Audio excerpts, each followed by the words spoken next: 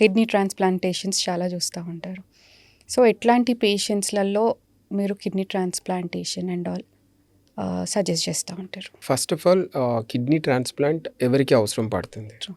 So chronic kidney disease అంటే kidney వ్యాధి 3 నెలల కన్నా అధికంగా ఉన్న పేషెంట్స్కి జనరల్లీ క్రానిక్ కిడ్నీ డిసీజ్ ఉంది అని లేబుల్ చేస్తాం. ఓకే. ఈ క్రానిక్ కిడ్నీ డిసీజ్లో 5 దశలు ఉంటాయి.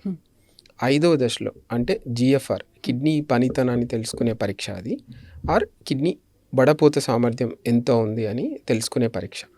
ఆ కిడ్నీ వడపోత సామర్థ్యం 15 కన్నా తక్కువ ఉన్న వాళ్ళు స్టేజ్ 5గా లేబుల్ చేస్తాం. వాళ్ళకి కిడ్నీ ట్రాన్స్ప్లాంట్ అవసరం పడుతుంది అని అర్థం. ఓకే.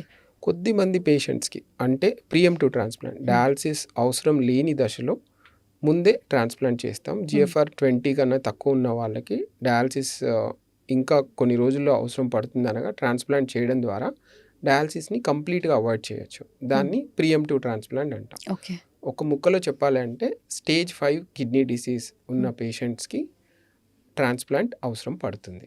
స్టేజ్ 5. స్టేజ్ 5. అసలు స్టేజ్ 5 వరకు వెళ్ళకుండా ఒక హ్యూమన్ బీయింగ్ కానీ మనం అందరం నార్మల్ పేషెంట్స్, నార్మల్ జనాలు జనరల్గా అనుకుంటారు కదా, మనం ఆ స్టేజ్ వరకు వెళ్ళకుండా basic simple life style modifications చేసి కిడ్నీ హెల్త్ని ఎట్లా ఇంప్రూవ్ చేసుకోవచ్చు? కిడ్నీ హెల్త్ కోసం మనం తీసుకోవాల్సిన జాగ్రత్తలు, దాంట్లో మొదటిది హైడ్రేషన్. వాటర్ ఇంటేక్ అడిక్వేట్గా ఉండేలా చూసుకోవాలి.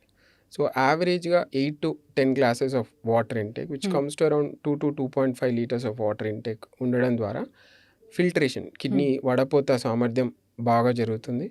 కిడ్నీలో రాళ్ళు రాకుండా కాపాడుకోవచ్చు, కిడ్నీ ఇన్ఫెక్షన్ రాకుండా చూసుకోవచ్చు. ఓకే. సో అడిక్వేట్ హైడ్రేషన్ అనేది మొదటి స్టెప్. కొద్దిమంది అంటే ఎగ్జిస్టింగ్గా హార్ట్ ప్రాబ్లం ఉండడం కావచ్చు, లేకపోతే అడ్వాన్స్డ్ కిడ్నీ ప్రాబ్లం ఉండడం కావచ్చు, సిరోసిస్ ఆఫ్ లివర్ అంటాం, లివర్ పాడవటం కావచ్చు, ఇలాంటి వాళ్ళని మాత్రం వాటర్ రిస్ట్రిక్ట్ చేయమని చెప్తాం.